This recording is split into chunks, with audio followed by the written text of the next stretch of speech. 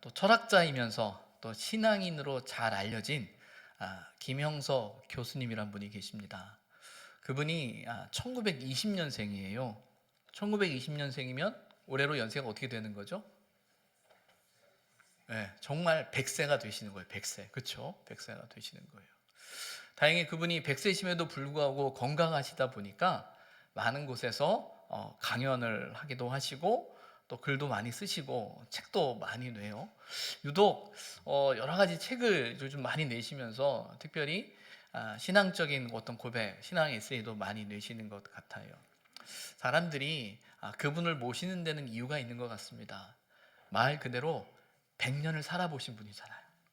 100년의 시간을 살아본 분이시기 때문에 기대하는 것 같아요. 인생 100년 살아보시니 어떠십니까? 라고 그렇게 질문하는 것 같습니다.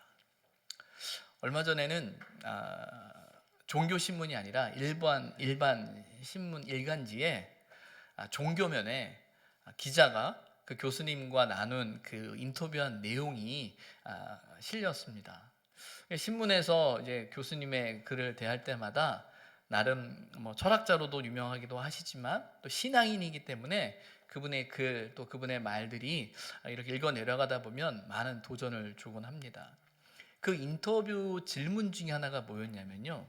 기자가 교수님께 신앙이 무엇입니까? 라는 질문이었어요.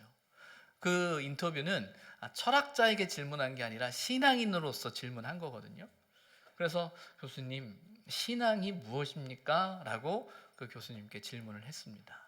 그에 대해서 이제 대답한 글이 이제 신문에 실렸는데 제가 이렇게 읽어드릴게요. 이렇게 이야기합니다. 산속에 호수가 있다. 바람이 불고 파도가 칠 때는 그림자가 비치지 않는다. 달 그림자, 별 그림자가 없다. 그런데 호수가 조용해지면 그림자가 보인다. 달 그림자가 생기고 별 그림자가 생긴다.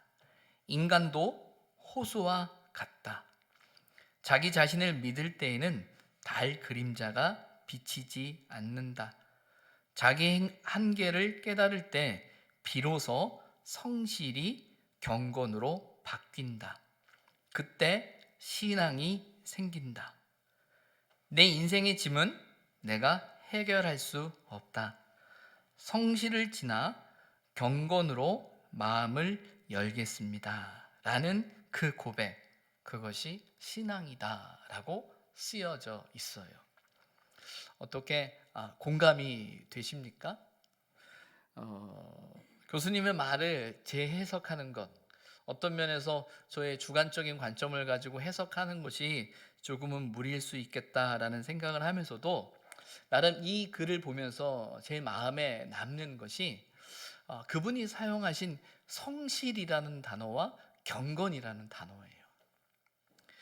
신앙적인 면에서 경건이라는 단어의 반대말을 이 글에서는 성실이라는 말로 사용하고 계시죠. 여기서 성실이 갖는 의미는 자기 자신을 믿는 것을 의미하는 것 같습니다. 말 그대로 자기 힘으로, 자기 노력으로, 자기 애씀으로 무언가를 이루기 위해서 살아가는 그 삶의 모습이죠. 그런데 자기 자신을 믿을 때 호수와 같은 우리의 마음은 요동치는 거죠. 뭔가 내 힘으로 살고자 하는 그 삶의 그 성실함, 그것이 우리의 삶을 잔잔한 호수가 아닌 우리를 요동치게 한다. 그러나 경건은 자기 자신의 한계를 인정하는 것이다. 그런데 자기 자신의 한계를 깨닫고 인정할 때 그 호수가 잔잔해진다. 그것이 경건이다 라고 말하고 있습니다. 여러분은 어떠세요? 공감이 되시나요? 이해가 되십니까? 성실이라는 단어가 갖는 의미가 우리가 사용하는 것과는 조금 다르지만 경건이라는 의미를 부각시킴에 있어서 경건이 무엇인가라는 것을 의미함에 있어서 우리에게 너무나 좋은 이야기가 아닐까라는 생각을 합니다. 경건이 무엇인가라고 할 때 그 교수님의 이야기를 빌린다면 우리 자신의 한계를 인정하는 거죠. 우리의 한계를 인정할 때 어떻게 되죠? 하나님을 의지하게 되고요. 하나님을 바라보게 되는 거예요. 하나님 앞에서 우리의 힘을 빼는 것이고요. 하나님 앞에서 우리의 힘을 빼고 하나님께만 집중하고 하나님만 의지하는 것, 그것이 경건이다라는 겁니다. 주례를 앞둔 이 젊은 친구들이 이제 제가 주례를 하기 전에 같이 이제 이야기를 나누면서 결혼식을 준비해 가고 있습니다. 근데 이야기를 하면서 그의 신앙에 대한 이야기를, 어떻게 신앙생활을 가고 있는지, 어떻게 하나님을 믿게 되는지라는 이야기를 이렇게 같이 이렇게 듣다가 그의 이야기 속에서 제 마음에 남는 것이 있었어요. 그의 고백은 이런 겁니다. 어느 순간 신앙생활을 하면서 어느 순간 내 힘으로는 안 되겠다라는 마음이 들 때가 있었대요. 그러면서 그때 하나님 앞에 기도했다라는 거죠. 그리고 그때 기도할 때 그 하나님께서 나를 도우시고 붙드시는 그 은혜를 이렇게 경험하면서 내 마음속에 하나님에 대한 경험, 하나님에 대한 인식, 하나님에 대한 고백을 갖게 되었다라고 말하더라고요. 그 이야기 마음속에 제가 드는 건 뭐냐면 내 힘으로 안 된다라는 그 고백이 있었다라는 거예요. 여러분, 우리가 살면서 내 힘으로 안 된다라는 고백하고 사십니까? 어찌 보면 우리가 믿음을 갖고 있고 또 신앙의 삶을 살아가고 있기 때문에 이 고백은 너무나 당연한 고백이고 너무나 익숙한 고백으로 우리가 하고 있는지 몰라요. 그런데 혹 우리가 내 힘으로는 안 된다라는 고백을 잘못하고 있지는 않나라는 생각을 하게 됩니다. 여러분, 내 힘으로 안 된다라는 고백은 어떤 의미냐면요, 내 노력과 내 성실과 내 애씀과 내 수고로 되어질 수 없음을 알기에 그 삶 전체를 하나님 앞에 맡긴다라는 개념이에요. 그런데 우리는 내 힘으로 안 된다라는 개념을 어떻게 해석하냐면 내 힘으로 안 되기 때문에 하나님이 도우셔서 내 힘으로 안 되는 것, 그것에는 내 의지가 있고 내 뜻이 있고 내 계획이 있어요. 그것을 하나님이 이루시게 해야 된다라는 것을 내 힘으로 안 된다라고 말한다라는 거예요. 여러분, 이것은 너무나 다른 차이가 있습니다. 내 힘으로 안 된다라는 신앙의 고백은요, 우리의 삶 전체를 하나님 앞에 맡기는 거예요. 그리고 설령 내 뜻과 내 계획과 내 생각대로 되어지지 않아도 그 인생을, 나의 인생을 주관하고 섭리하시는 그 하나님에 대한 믿음을 가지고 그 삶의 자리를 살아내는 거예요. 그런데 내 힘으로 안 된다라는 것을 마치 내가 부족하니까 하나님이 도우셔서 내 뜻을 이루기 위한 도구로서 하나님을 인식하고 생각하면 하나님은 우리 인생의 목적이기보다 수단이 되어버리는 겁니다. 내 힘으로 안 된다라고 하는 것, 그것은 하나님 앞에서 우리의 힘을 빼는 겁니다. 그리고 그분이 인도하심 앞에 우리의 삶을 내어드리고 그 인도하심을 신뢰하면서 그 하나님을 의지하며 살아가는 거죠. 때로는 진로의 문제에 있어서나 진학의 문제에 있어서나 어떤 삶의 문제가 해결되어져 있는 상황 안에서 야, 정말 내가 이렇게 애썼는데 안 되는구나 라는 마음이 들 때 우리는 참 지치죠. 하지만 중요한 건 뭐냐면 내 힘으로 안 된다라는 사실을 깨달아 알고 하나님 앞에 내어드릴 때 그 삶을 맡기는 거예요. 그리고 그 삶을 맡긴다라는 건 설령 지금의 상황이 내가 인정하고 싶지 않고 내가 받아들이고 싶지 않고 너무나 힘들지만 그 상황을 살아내는 거예요. 그리고 그 상황 속에 역사하시고 인도하실 그 하나님을 믿으면서, 아니 그 내일은 몰라요. 그러나 우리가 믿는 건 이 상황 가운데 하나님이 함께 하심을 믿는 거죠. 그리고 그 믿음을 가지고 살아갈 때 그 걸음을 인도하시는 하나님을 경험하게 되는 거예요. 어찌 보면 그게 경건이에요. 하나님 앞에 힘을 빼는 것. 이런 면에서 우리는 어떻죠? 경건하신가요? 아니면 성실하신가요? 예수님께서는 1세기 유대의 사회 안에서 그들이 가졌던 종교적인 의무, 또 어떤 면에서는 경건의 모습으로서 구제와 기도와 금식에 대해서 가르치고 계시죠. 구제와 기도와 금식은요, 하나님 앞에서 우리의 순종과 하나님을 향한 우리의 열심과 하나님이 내 인생의 주인이라는 것을 고백하는 아주 중요한 종교적이고 또 신앙적인 어떤 고백으로서 사람들이 사용했던 그 장치들입니다. 그런데 문제는 이 구제와 기도와 금식을 통해 하나님을 향한 온전한 신앙의 고백, 하나님을 만나는 자리로 그 시간들이 사용되어져야 되는데 어느 순간부터 그 의미를 상실해 가는 거죠. 구제가 잘못된 것이 아니고 기도가 잘못된 것이 아니고 금식이 잘못된 것이 아니라 구제와 기도와 금식을 하면서 그 목적을 잃어버린 사람들을 향해 주님이 말씀하고 계시는 거예요. 특별히 6장 1절부터 18절까지 이어지는 이 본문 속에서 이 잘못된 경건의 모습을 지적하시면서 그 잘못된 경건의 공통점을 하나 이야기하고 계세요. 무엇이죠? 무엇을 경계하고 계십니까? 외식에 대한 문제를 경계하고 계시죠. 여러분, 외식하는 자의 공통점이 뭔지 아십니까? 본문 속에서 외식하는 사람들의 공통점이 있어요. 누구에게 집중합니까? 사람에게 집중하나요? 하나님에게 집중하나요? 사람에게 집중하고 있는 모습을 발견하게 되죠. 그래서 6장 1절에 보면 사람에게 보이려고 라고 되어져 있어요. 그들이 사람 앞에 보이려고 한다라는 거예요. 그런데 여러분, 사람에게 보이려고 하는 그 목적이 뭐예요? 사람에게 하나님을 드러내거나 하나님의 살아계심과 하나님의 역사심을 드러내는 것이 아니라 사람에게 무엇을 보이려고 하죠? 너희의 의. 어떤 말인가요? 나의 의를 나타내고자 하고 있다라는 거예요. 구제를 통해서, 기도를 통해서, 금식을 통해서 자신이 하나님 앞에서 특별하다, 내가 경건하다, 내가 특별한 사람이다 라는 것을 사람 앞에 나타내기 시작하는 거예요. 그런데 그 모습 속에서 하나님이 나타나야 되는데 사람이 나타나는 거죠.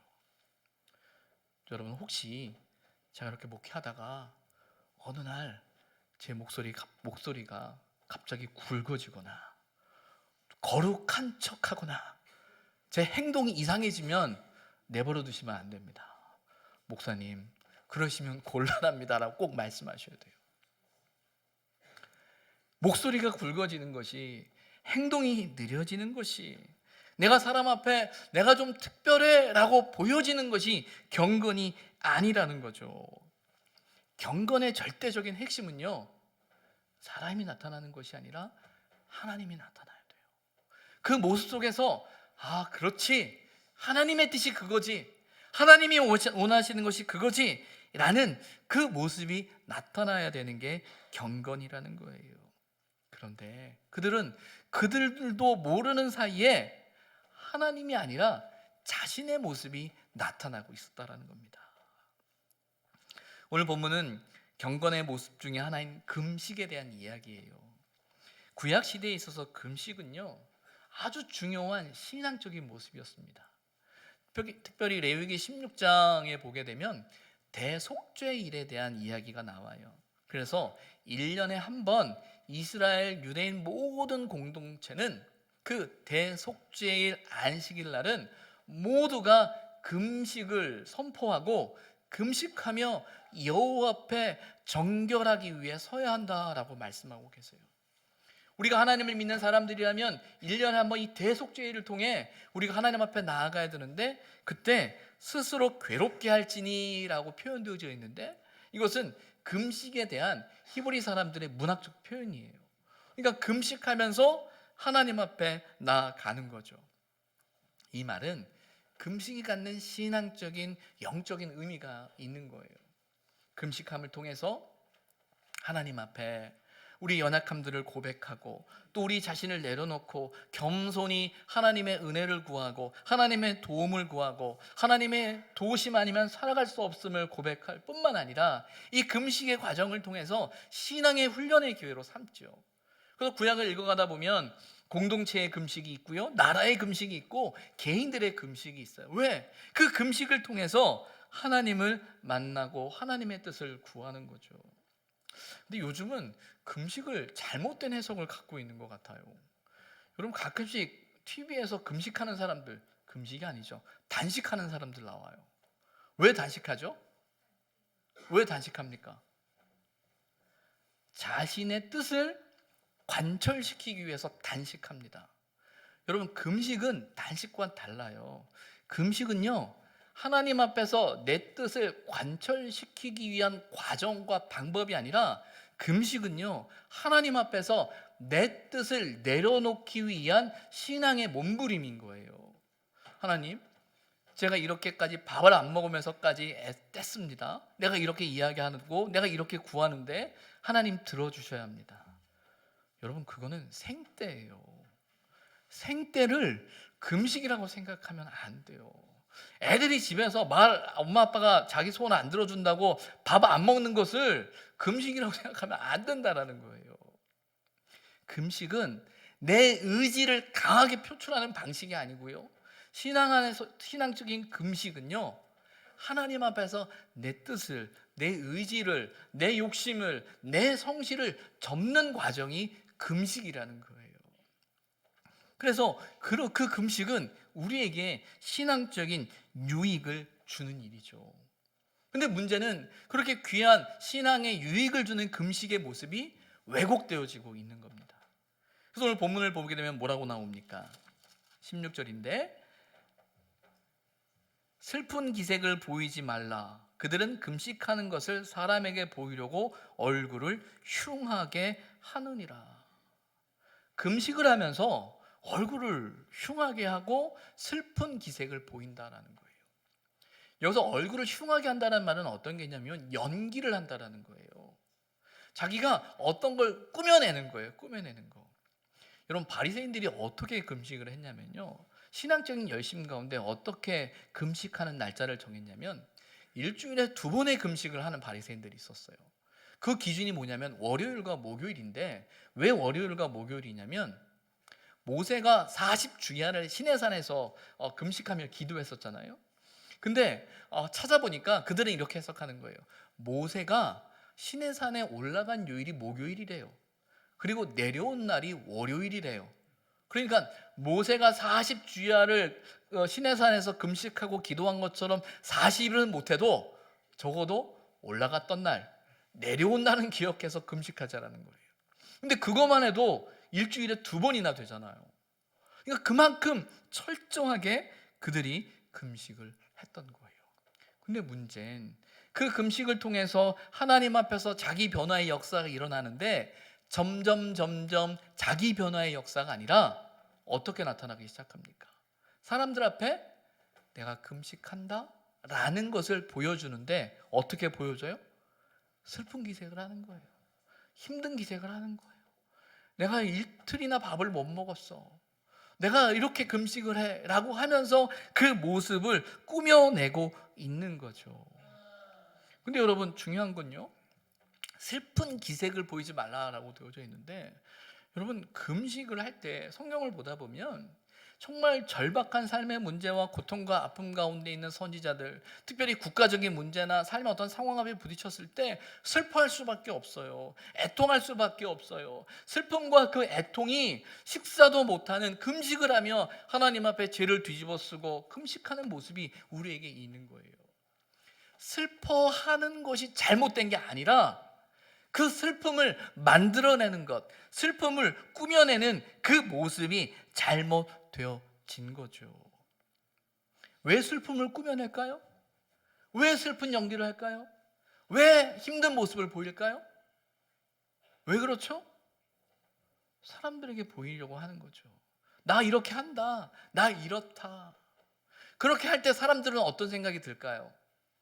야, 정말 대단하다. 그래, 이틀이나 금식하고 저런 모습, 야, 정말 대단한 분들이야. 종교적인 존경의 대상이 될 수 있겠죠. 처음에는 존경의 대상이었고, 정말 신앙적으로 본을 받을 만한 사람으로서 우리에게 다가왔을지도 모르겠어요. 그들에게 이해되었을지도 모르겠어요. 그러나 주님은 아는 거죠. 그들의 슬픈 기색 속에, 또 그들이 표현하고 있는 그 흉한 모습 속에 정말 하나님 앞에 보이고자 하는 금식의 본질이 아니라 사람 앞에 보이고자 하는 그 모습이 나타나고 있었다라는 거죠. 이에 대해서 이어지는 17절에 보면 이렇게 말합니다. 너는 금식할 때에 머리에 기름을 바르고 얼굴을 씻으라. 여기 머리에 기름을 바르고 얼굴을 씻으라라는 개념은요, 특별히 더 자신을 꾸미라라는 말이 아니에요. 일상의 삶을 살으라는 말이에요. 일상의 삶을 살아갈 때 내 스스로를 정돈하고 사람들 앞에 나아갈 때 머리를 만지고 얼굴을 세수를 하고 씻는 것처럼, 내가 일상의 그 금식의 자리를 할 때 내가 금식을 한다라는 것을 사람들에게 알리고 보여주려고 애쓰지 말고 일상의 삶을 살아내면서 그 삶 속에서 살아가야 한다라는 거죠. 사람을 의식하지 말고 내가 금식하는 그 기도의 대상인 하나님께만 집중하기 위해 너의 일상의 삶을 기억해야 한다라고 말하고 있는 거예요. 간혹 우리 교우들께서 어떤 특별한 문제를 안고 작정으로 기도하고자 하시는 분들이 계세요. 그런 분들이 가끔 기도 부탁을 하면서 이렇게 이야기를 하시죠. 목사님, 제가 이런 문제가 있어서 제가 좀 기간을 정하고 작정하고 기도를 좀 하고 싶습니다. 그러면서 제가 좀 금식을 하면서 기도하려고 하는데 목사님 좀 도와주시고 기도해 주십시오라고 부탁하는 분들이 계세요. 그런 부탁을 드릴 때 여러분 이렇게 생각하시면 안 됩니다. 아니, 기도할 거면 혼자 조용히 기도하지, 뭐 저렇게 유난을 떨고 저렇게 말해? 아니에요. 그런 부탁하셔야 돼요. 같이 나눠야 돼요. 왜? 그 기도를 듣고 그의 간절함을 알고 우리가 같은 마음으로 그분의 기도를 도와야 되는 거예요. 여기서 일상의 모습으로 하라는 건 더 표나지 않게, 드러나지 않게, 자랑하지 말고라는 그 의미지, 그 기도의 자리에서 함께 기도하는 것을 잘못된 것이라고 말하고 있는 건 아니라는 거죠. 중요한 건 일상의 삶의 자리 속에서 하나님께만 집중하는 그 기도가 되어야 한다라는 겁니다.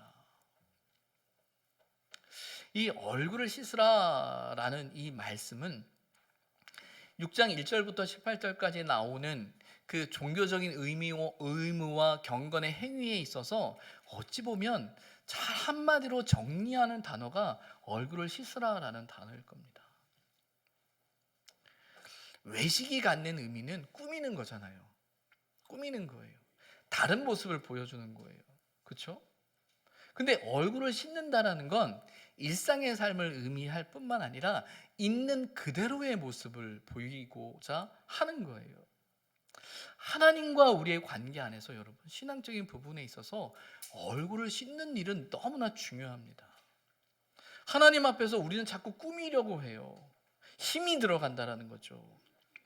여러분, 기도하자, 우리가 여러분 함께 기도해야 됩니다 라고 말하는 것은요, 하나님 앞에서 정말 우리가 우리의 힘을 빼고 하나님의 도우심을 구하며 하나님 앞에 우리의 모습을, 우리의 민낯을 내어드리자라는 말이거든요.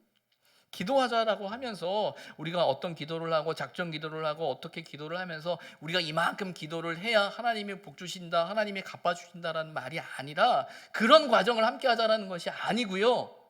이 기도의 시간을 통해서 우리가 하나님 앞에 있는 그대로 민낯으로 하나님 돕지 않으시면, 하나님 함께 하지 않으시면 안 됩니다라는 마음으로 나아가자라는 말이 기도하자라는 거예요. 그런 면에서 저와 여러분은 하나님 앞에 얼굴을 좀 씻어야 됩니다. 근데 우리는 하나님 앞에 민낯으로 나가고 우리의 힘을 빼고 하나님의 도우심을 구하는 그 기도의 자리조차도 우리도 모르게 힘이 들어가는 거죠. 나는 새벽 기도를 이렇게 하고 밤 기도를 이렇게 하고 나는 내가 집에서 이렇게 하고 난 무엇을 이렇게 하면서 내가 그렇게 한다라는 것으로 나도 모르는 사이에 사람에게 보여지고 있는 거죠. 하나님 앞에 내 얼굴을 씻고 민낯으로 서야 할 신앙의 자리인데 하나님 앞에 민낯이 되지 않는 거예요. 얼굴을 씻으라라는 말은요, 하나님 앞에 있는 그대로의 모습으로 우리가 나아가야 하는 거예요. 우리의 힘을 빼고 우리의 생각을 내려놓고 우리의 용숨과 우리의 애씀이 아니라 하나님이 도우셔야 합니다라는 신앙의 고백의 자리가 되어야 한다라는 거죠. 얼굴을 씻는다라는 이 모습은 사실은 저와 여러분의 신앙의 자리, 우리가 함께하는 신앙의 자리에 있어서도 너무나 중요한 신앙적인 결단입니다. 아마 오늘 주보를 보신 분들은 아시겠지만 주보에 보면 이제 앞으로 2년간 함께 하실 소그룹 식구들의 명단이 거기에 실려져 있어요. 이미 명단을 보신 분들은 아마 제 설교가 안 들릴지도 모릅니다. 제 설교는 안 들리고 우리 소그룹에 이 사람이 있네, 저 사람이 있네 하면서 많은 생각들이 여러분의 마음을 사로잡을지도 모르겠습니다. 혹 목자들께서는 명단을 보면서 야, 앞으로 밥 어떻게 하지? 나만 이제 죽으라고 해야 되겠네. 밥할 사람이 아무도 없네 라는 생각을 하면서 깝깝한 마음이 들 수도 있을 것이고, 또 어떤 분들은 나 소그룹 안 가, 2년간은 난 소그룹 방학이야 라고 자체적으로 방학을 선포하고 있는 분도 계실지 모르겠어요. 여러분, 신앙생활에 있어서 함께 한다는 건 너무나 중요해요. 근데 여러분, 어떻게 해야 함께 할 수 있죠? 어떻게 해야 사람이 친해지죠? 어떻게 해야 가까워지죠? 어떻게 하면 됩니까? 왜 어릴 적 친구가 오래 갑니까? 왜 중고등학교 친구가 오래 간다라고 말합니까? 많이 싸워서요? 그것도 좋은 방법이네요. 그래요. 많이 싸워서. 민낯을 알잖아요. 서로 알잖아요. 서로 아니까 그 아는 과정에서 싸움도 일어나고 갈등도 일어나지만 서로의 민낯을 알기 때문에 오래 갈 수 있는 거예요. 근데 여러분, 우리가 성도들 간의 신앙생활 관계에서도 이렇게 보게 되면 얼굴에 화장의 수준을 넘어서 분장하는 분들이 많아요. 그냥 조금만 꾸미면 되는데 꾸밈을 넘어서 분장이 되어버려요. 죄송합니다. 화장을 벗기고 나서도 갖는 민낯의 한계가 있는데 분장을 벗기고 나서의 민낯의 한계는 더 크겠죠. 아마 어떤 그런 두려움 때문에 그런지는 모르겠으나 어찌 보면 우리 안에 그런 두려움이 있어요.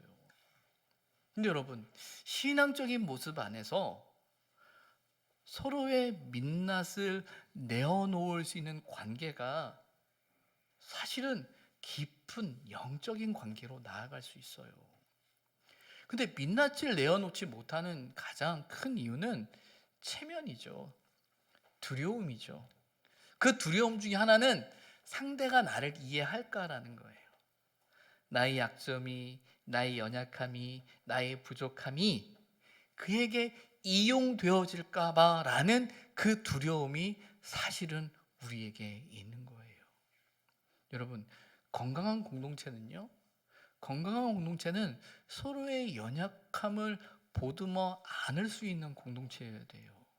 그리고 서로의 연약함을 보듬어 안을 수 있다라는 그 신뢰가 쌓일 때 서로의 민낯을 내어놓을 수 있는 거예요. 근데 서로의 민낯을 내어놓지 못하면 어떻게 됩니까? 늘 똑같은 거리에서 정말 지구를 돌고 있는 위성처럼 도는 거예요. 늘 도는 거예요. 모르겠어요. 그게 신앙생활의 행복이고 즐거움일지는 모르겠습니다. 그러나 결코 그것이 우리를 성장시키거나 성숙되게 하지는 않습니다. 삶을 살아가면서 서로에게 마음을 터놓고 서로를 이야기하고 서로를 주고받으면서 마음을 주고받는 일 결코 쉽지 않습니다.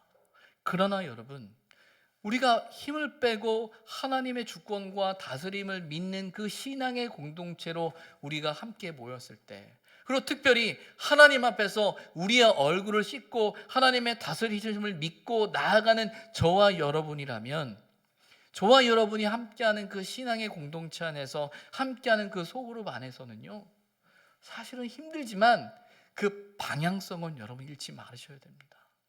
처음부터 자신의 이야기를 다 꺼내놓고 하라고는 말씀드리지 못하겠어요. 왜?